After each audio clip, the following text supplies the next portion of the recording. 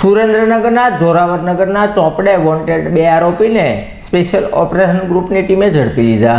સુરેન્દ્રનગરના Joravarnagar police station ખાતે આપઘાતનું દુષ્પ્રેરણ સહિતના ફરિયાદના આધારે 2 આરોપી ભીખાભાઈ દિલાભાઈ સિંઘવ અને સુરેશભાઈ જયરામભાઈ સિંઘવ નાસ્તા ફરતા હોય, જેને ભાવનગર લોકલ ક્રાઇમ બ્રાન્ચે ઝડપી લઈ ધોરણસરની કાર્યવાહી હાથ ધરી હતી।